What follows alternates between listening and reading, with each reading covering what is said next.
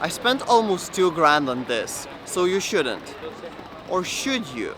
Let me explain. This cost me literally twice as much as my car, but I'm still happy about the purchase. Why?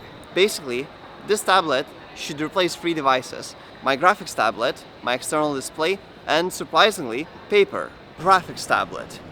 The one that I had was Huion 13 Pro, which is amazing tablet to draw on. Pen feels really good.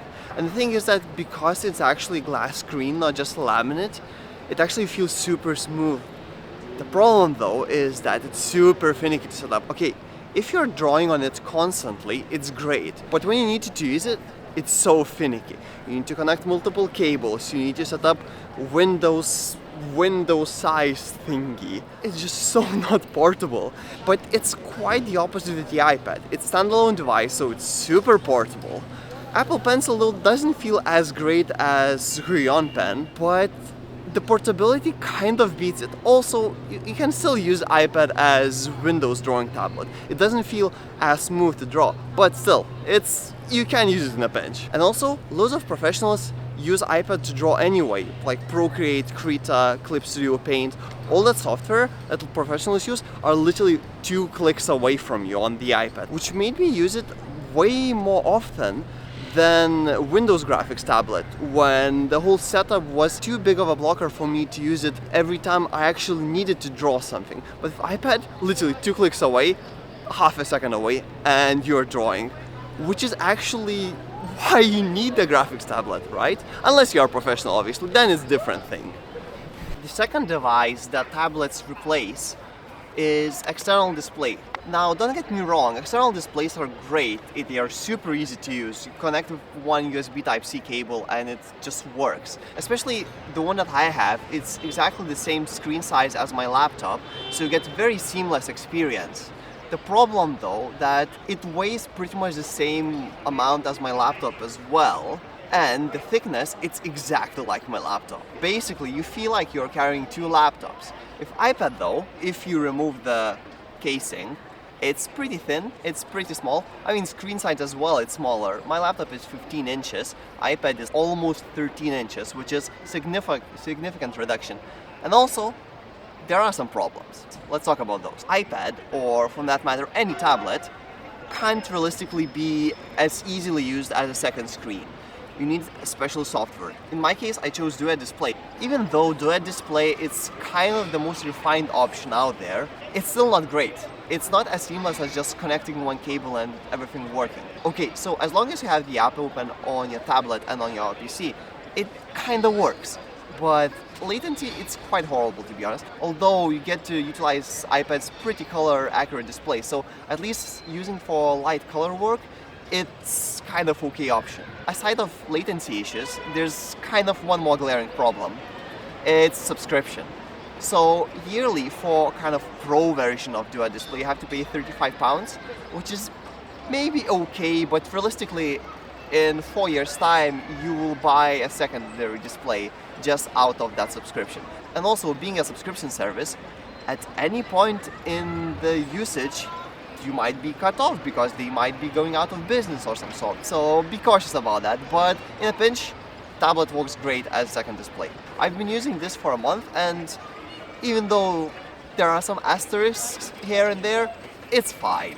But probably for the next trip I will be bringing the second display because of one more issue. And that's not necessarily the issue of the tablet. I realized that I actually need to write things down much more often than I expected. And especially at the times when I need to use the external display because I'm doing some sort of more complicated work.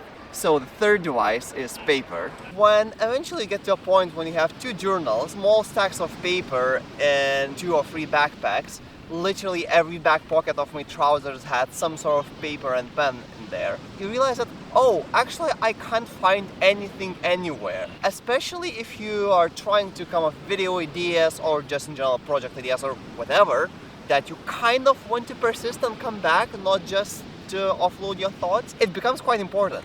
And that's actually where this baby come in. Or rather, the tablet is actually just a medium of it. I'm talking actually about Microsoft OneNote. Essentially, it's just endless white paper sheet or rather bunch of them, because you have all the freedom in the world to figure out how do you manage them into journals, pages, whatever. Initially, it even solves one of my main problems, that I always run out of paper. I literally tried writing things down on kind of like paper rolls so I wouldn't run out, and still I ran out in some sort of direction because I needed to do some sort of projection somewhere if I was designing something in 3D. But in this case, on OneNote, I don't, because I can just zoom in, zoom out, pan to the side and just continue drawing. On the note of drawing and writing, OneNote actually supports typing and also handwriting. So a bunch of my notes are actually something I was typing on, then I comment by handwriting, then I insert a couple photos, then a link, then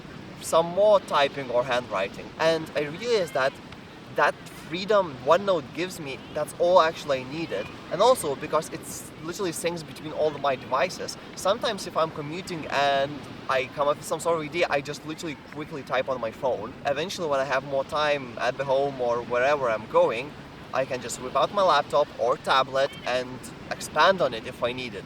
If I need to put on any references, I can. And also OneNote kind of supports linking as well, so realistically you can organize your knowledge in quite good way. I tried using some software like Obsidian, which is only typing, but for me it was too limiting because handwriting and especially hand sketching solves so many problems, and it's just, you can't pour your head onto paper, in this case tablet, as well if you are just constricted to typing. Also, did I mention that it's free?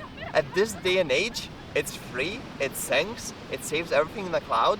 I mean, honestly, I can't ask anything for anything else. In conclusion, you don't necessarily need to get the most expensive iPad.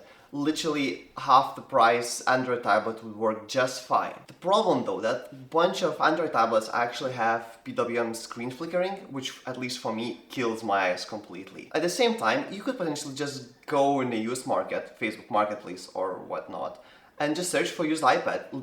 They're literally half the price of new ones, and they will still work just as fine. As long as your tablet has good stylus support, essentially that's the main part. Second thing is screen size, which, for example, Samsung Tab S8 Ultra does amazingly well. It's 14 or 15-inch screen size, it's amazing. The problem though, that aforementioned PWM screen flickering, I just couldn't get it, even though it had literally everything that I needed, and literally for half the price of this iPad. I have to be honest, I kinda hate giving my money to Apple, but the credit is where the credit is due. They made a product that basically I can't live without, which is kind of scary. And also, you know what, Microsoft OneNote,